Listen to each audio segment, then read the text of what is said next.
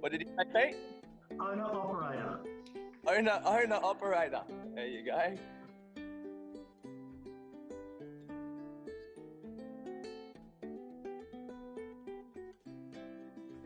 Here we are. My name's Nicholas Kidd.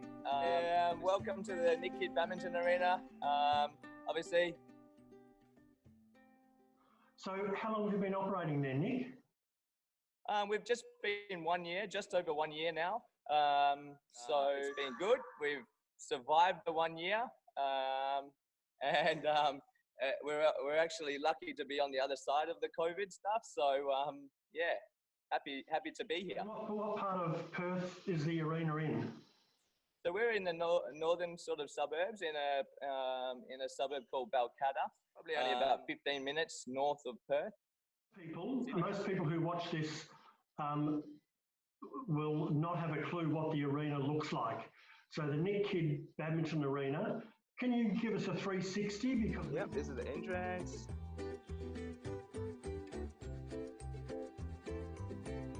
We got the Liao Lindan, pick the access in, and then we got the Li Cheng Wei, and then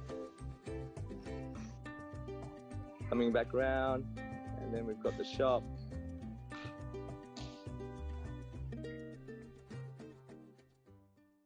And then back to me. How many members do you have, Nick, in the club? So just over 200. So that's coming regularly, with including all our juniors and regular social players. We've also got our VIP members that come through. They bring in their groups, and they obviously book in weekly or multiple times across the week. So yeah. You have training there, obviously, because you're the head coach of the training academy. Do you have competition or social badminton during the week and weekends? About six days of social, and they're predominantly evening. What was your initial reaction when COVID hit and you had to close down? Because being a private centre, that's got to be quite tough. Yeah, I mean, it was a shock. But I mean, it wasn't just a shock for obviously us or me. There's a lot of other businesses around the place that were obviously affected. Not just badminton, lots of different sports. I remember sort of people just telling me, members sort of coming up to me. It was basically, I think it was a Sunday night that they all started coming out to me and said, okay, tomorrow as of 12 noon, all indoor arenas to be closed. And I was just like, wow, that's pretty serious stuff. I didn't know how long for. So, any private entity that's out there, our concern is how we're going to, earn money to be able to cover the rent, because that was obviously the thing that still needs to be paid. I can see some people in the background there. So what level of reopening and people being able to play and train are you up to? Yeah, so we're phase 3 now over here in WA. So with that, we're allowed to have up to 100 patrons within the arena. So we'd already put all the sanitation stuff in place. We'd put all the social distancing stickers down and around the place. We'd started to introduce all the different sanitizers, surface sanitizers, hand sanitizers. We kept a log of every single person that was coming through. And we also encouraged the COVID Safe app to be actually downloaded onto, obviously, patrons' phones. And we can't enforce that, but we can encourage that. And we did so. And if they didn't want to, obviously, download the COVID app, then we just took down their address and their contact number should anything sort of arisen. Every single person that's coming through our arena is basically logged.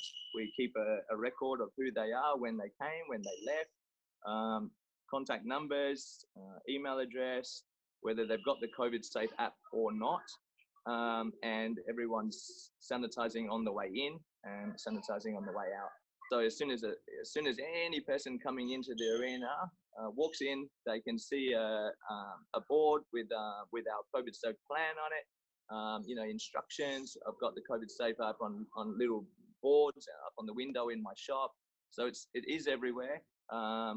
Again, you would have seen a lot of the times going into the shopping centres as well, you know, those little stickers on the ground. Probably the main area for us was of concern that people sort of start to congregate to or on, obviously the seating.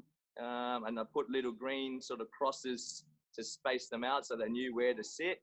Nick, is there any advice that you would think about, you know, offering to other centres that are either just starting to open or maybe opening in the coming weeks? With running a facility, the thing that can also be a trouble area is people upon entering, you know, they're sort of, everyone's trying to get to the badminton court. So when they come in that front door, whether you've got like a reception area or wherever it is, you've really got to make sure that you mark that area out. Because otherwise everyone would just basically stand next. It's quite easy for them just to stand next to each other and try and grab the pen to write their name down. What we've done is we've used the WhatsApp groups to be able to ensure we know who's coming. And then the staff are actually putting names down before they come, so that when they enter, it's just a matter of just sort of doing the final tick off. Have they got the COVID safe?